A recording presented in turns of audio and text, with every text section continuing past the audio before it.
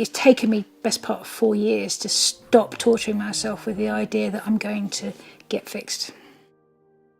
There was a point last year where I was actually seeking elective amputation on the basis that I wouldn't have to keep going through this, not being able to walk and being able to walk. I think if it comes, I'll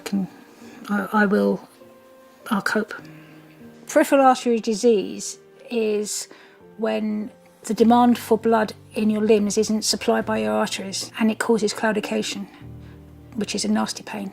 This makes your walking difficult, this makes kneeling difficult, it also makes bending over difficult.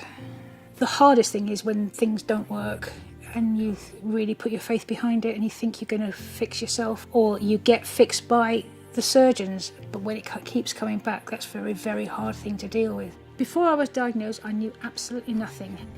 All I was aware of is that elderly people got hardening of the arteries. I had no idea what it was.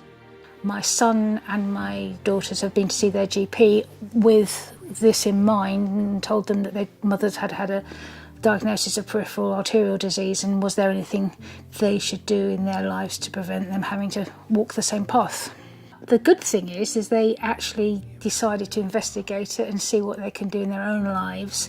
And I used to love walking. I adored walking. I used to do sort of 12, 15 miles sort of walking, and I can't do that anymore.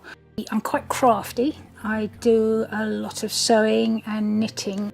If I was to speak to anybody who's just been diagnosed with PAD, I think I would encourage them to go online, find out as much information as they can, get as much advice about coping with the condition, and talk to their friends and family for support and advice as to how best to move forward.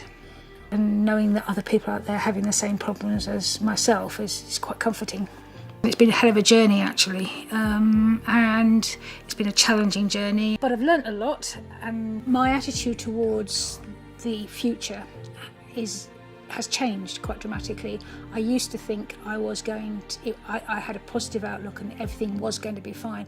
I've now had to come to terms with the fact that's probably not likely, but I'm fine today. I'll be fine tomorrow. There's every chance I'll be fine by the weekend, so why worry?